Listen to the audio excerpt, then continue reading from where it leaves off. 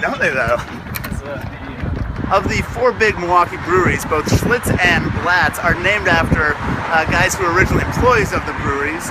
And then when the founders died, they married their widows and took over the brewery and named them after themselves. Two of Milwaukee's main founders, Byron Kilbourne and Solomon Juneau, founded 2 competing cities in the area. They hated each other, so none of the bridges that connected their towns lined up until May 17th, 1848, when it all came to a head, and there was a great war on the bridge, and they burned down the bridges, and people nearly lost their lives, and it was a bigger deal. Section of 3rd and Juneau, which was the heart of Kilbourne Town when Byron Kilbourne founded this part of Milwaukee. And from here, the highways connected all the way north up to Green Bay, west out to Madison, south down to Chicago. And this was the cultural and economic hub of Kilbourne Town. 3rd Street in front of Usinger's Sausage Shop, which is known as the Tiffany's of sausage makers. This stretch of Old World 3rd Street here embodies Milwaukee better than maybe any 1 or 2 block stretch in the city. We've got the sausage maker here, Mater's, an old German restaurant. There's a brewery a block up, Ale Asylum. There's a cheese shop right there. There's the Spice House across the street, which was started by Penzies. It started as one and the same, then spun off between 2 different siblings.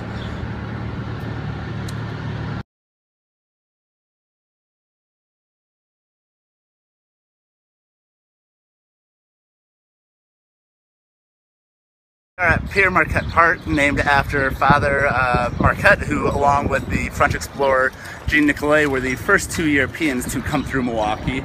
And they canoed down from Green Bay on their way out to the Mississippi River. And this is supposedly where they camped along their route.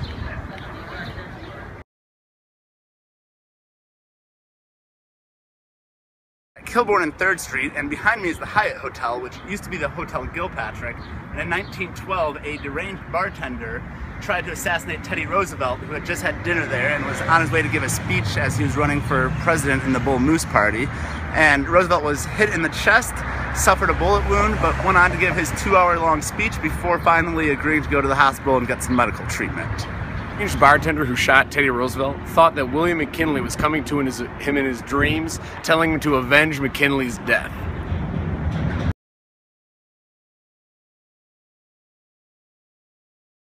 We're here on the Riverwalk with Milwaukee's favorite native son, Arthur Fonzarelli, also known as the Fonz from Happy Days, played by Henry Winkler. Sculpture No brochures. way! Wow!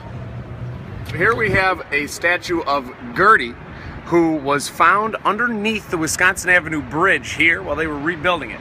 She was found with her chicks, and she became the unofficial spokeswoman of Milwaukee during World War II.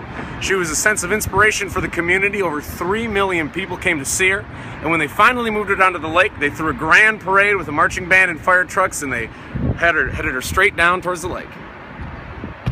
Milwaukee Running Tours to combine our love of the city along with our passion for running, and we offer visitors and locals alike a great way to get out, see the city, and have some fun.